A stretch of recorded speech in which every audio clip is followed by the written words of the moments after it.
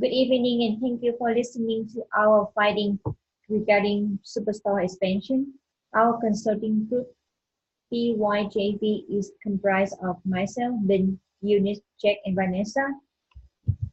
Firstly, I want to talk about our mission and vision. Our mission is to provide superstore with analysis and recommendations to maintain sustainable business in US, expand internationally, and apply new technologies to increase profits.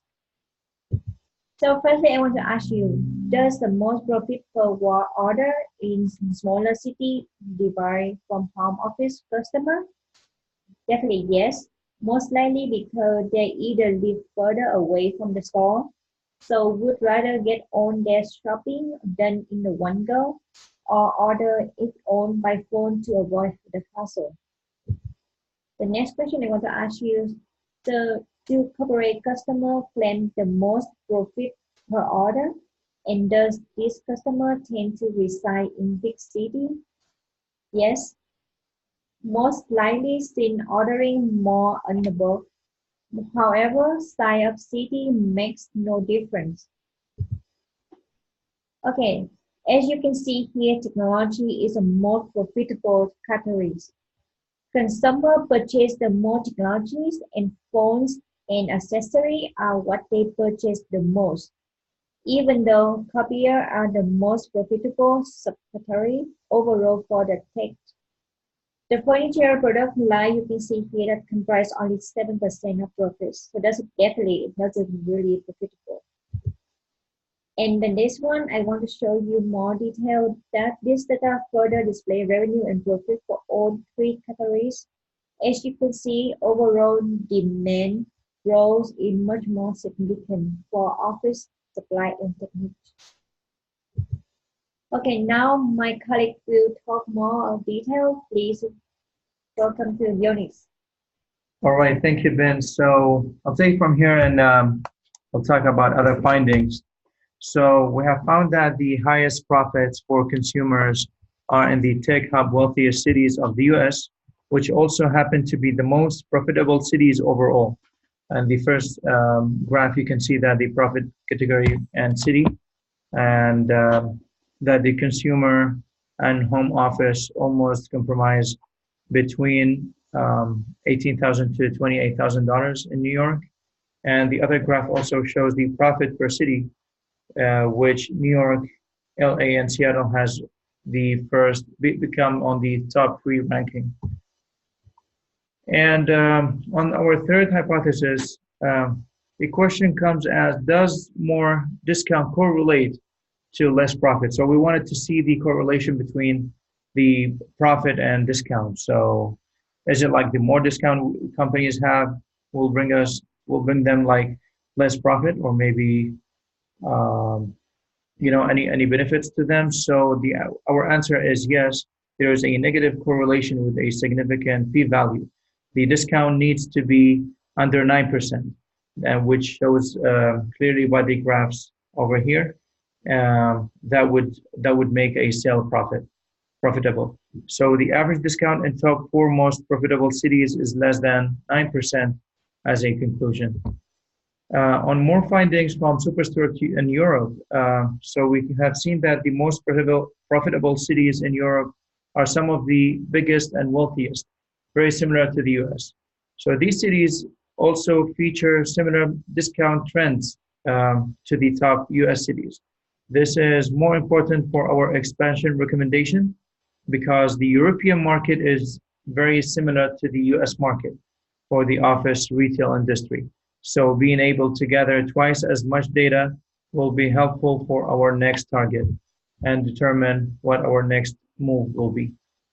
On the next 2 slides, I'm just gonna bring some information regarding both the profitable cities earnings in terms of average annual wage and monthly wage, and also the population of profitable cities. So in the first slide, we can see that San Francisco has an average annual wage of $72,400. Also, that's in the US. And while in Europe, London ranks at the number 11 in average monthly income. Well, on the other slide, we can see that in the US, New York has 8 million in population and London has 8 million population. So we can see that the population has like almost similar amount, and also the wages are also approximate and similar. So these findings will help us determine our next move. And as we can see that although New York, LA, Berlin, London are quite populous, most of these city sizes match up pretty similar, and there are no major outliers. We assume it's important to match up with a similar population density for our expansion since these cities are currently successful. So expanding into a city with a huge population could be also risky. For our data conclusions, we have found that focus on consumers in wealthy tech cities um, is an advantage also to grow consumer profit per order in big cities and to stop giving so many large discounts in smaller cities would be a good idea. Grow home office category in smaller cities via e-commerce platform is a very good advantage. And we also would recommend from the data conclusions that to sell off furniture business. So we don't recommend any expansion internationally with the furniture business. So next, I will hand it over to my colleague Jack, and he will talk about our next step and international expansion. From what we can tell, Superstore's business model is most suitable for a developed market due to the consumer behavior in emerging markets being quite a bit different culturally, but also more geared towards high-tech home appliances and laptops, cameras, etc., instead of office technology. So we're really looking for somewhere with superior technology and infrastructure in a developed market, similar to Europe and the US. The city of that country should be high income earning, and the country should really be good for doing business starting a business, but also have significant online retail growth, and lenient privacy regulations would be a plus. Furthermore, limited corruption would be great, and a similar population density as Eunice explained. And another really important thing is an upward trend of working from home and remotely for the home office category. Here's a little bar chart just kind of showing how many people are working remotely and how it's continuing to increase year by year. So it's something we need to keep top of mind. So what we have chosen is New Zealand as our country, with Auckland being the city. And we have many reasons for this. New Zealand is #1 in the world for doing business, starting a business, and registering property, all important things when coming into a new country. It's number 21 in the world for average monthly income, Auckland is, which is similar to Paris. Its population is also similar to Paris. And overall, it kind of falls right in the middle of all these other cities that we mentioned have been successful. New Zealand is also top 3 for digital competitiveness, which I'll explain shortly. And its domestic online retail spending has gone up significantly, and there's projected increases for online shoppers that are more than a lot of other countries we've looked at. Finally, there's no general right to privacy law, which is going to be good for some of the ILabs technology that we'd like to implement. And it's New Zealand's second least corrupt nation in the world. The digital competitiveness map really basically just shows that New Zealand is one of only 3 countries in the standout category and above any US or European country that have kind of stalled out in technology. So they're just showing there's a lot of innovation and growth in the technology sector. This is a quick upward trend graph of domestic online shopping in New Zealand, which is a big plus for Superstore's online expansion. Here's the corruption index showing New Zealand near the top. And as many good things as we mentioned, we do have to keep in mind any risks associated with this expansion. Obviously, segment behavior could be different towards some of the product categories, even with similar cultures to Europe and the US. Corporate tax rate, something to keep in mind for profitability. A greenfield versus brownfield approach is important to look at. Greenfield is good because of the registering properties that I mentioned, but brownfield would save costs of building a new store.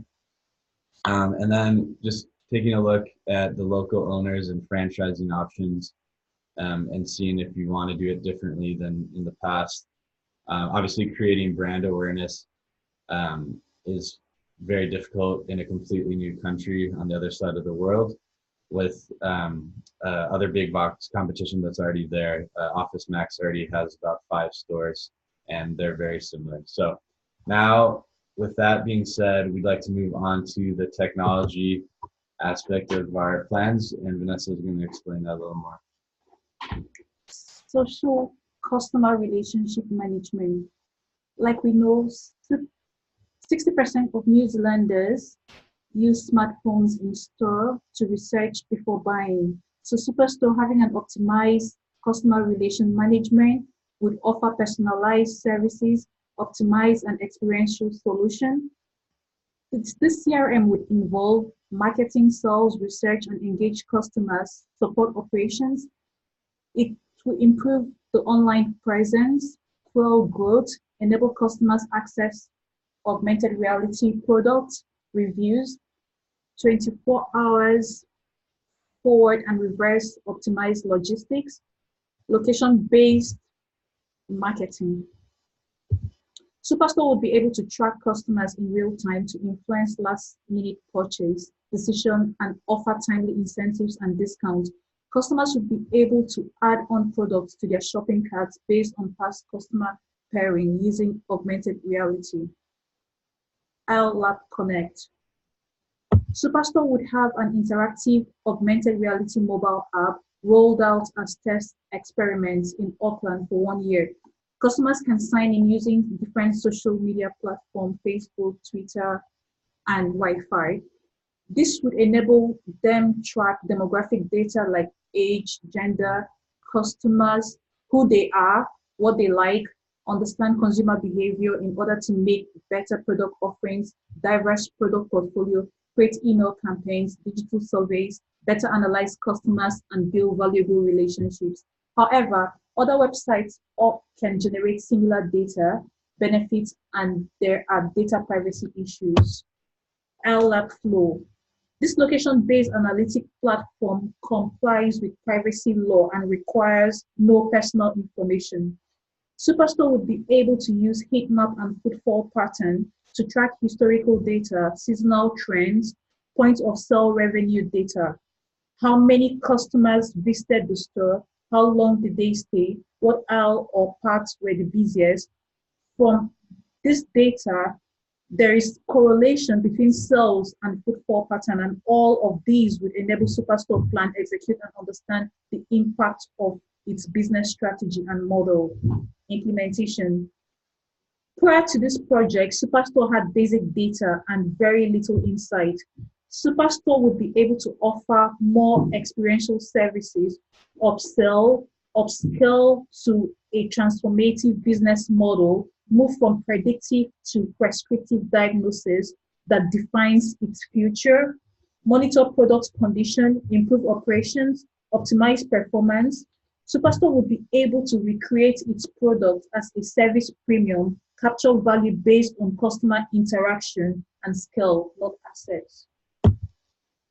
And thank you very much for listening to our recommendations. Are there any questions?